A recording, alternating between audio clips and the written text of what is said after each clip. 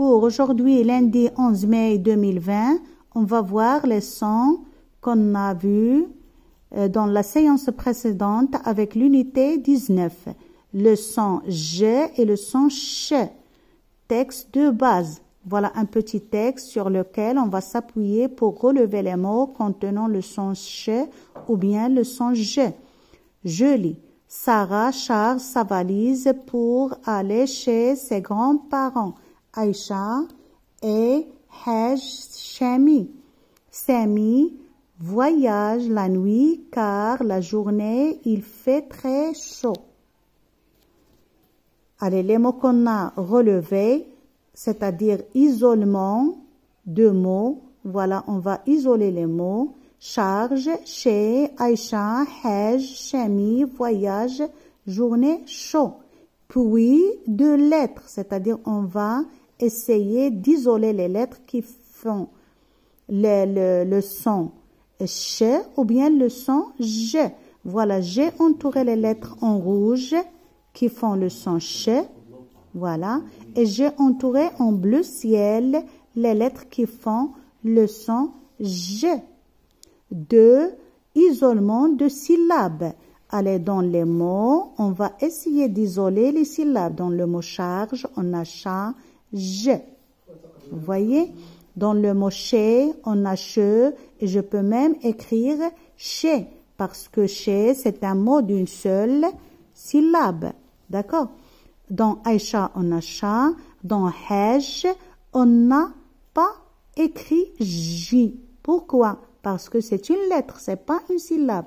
Pour avoir une syllabe, je dois avoir la lettre associée à d'autres voyelles.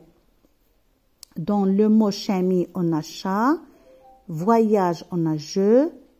Et dans le journée, on a jour. Dans chaud, on a chaud.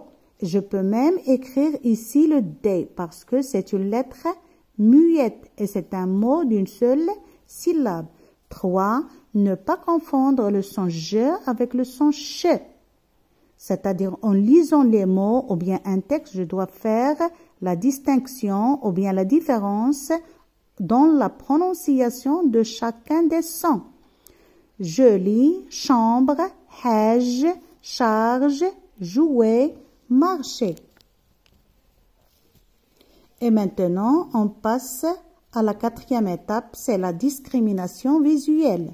Le son J s'écrit J et G devant E, I et Y. Voilà, on a quelques exemples. Janvier, jouer, jeudi. La lettre J se trouve au début. Mejda, Haj. On a Mejda se trouve au milieu. Avec le Haj se trouve à la fin du mot. Et maintenant, avec la lettre G, la deuxième écriture ou bien la deuxième graphie de son G. Girafe avec I, pigeon avec E, voyage avec E et on a gym. Vous voyez avec le Y. Le son ch qui s'écrit CH, c'est plus facile.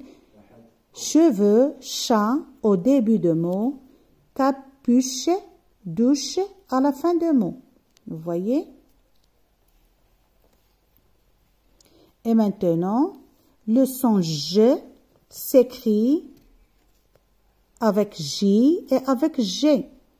Avec G et avec J, ça se prononce toujours le son J, quelle que soit la voyelle qui vient après.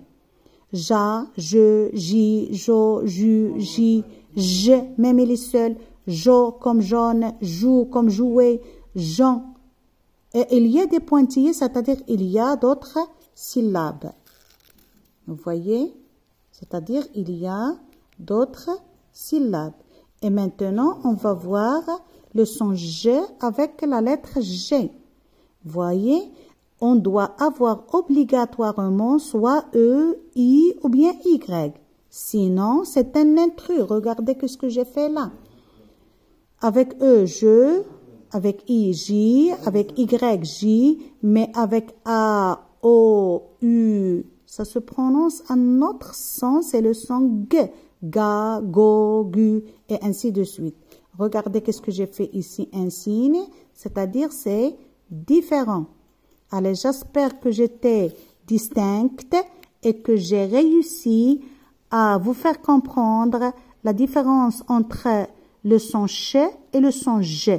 Et quand est-ce que je prononce j avec e, i, y, et quand est-ce que je ne peux pas dire que c'est le son j. Ce sont des intrus.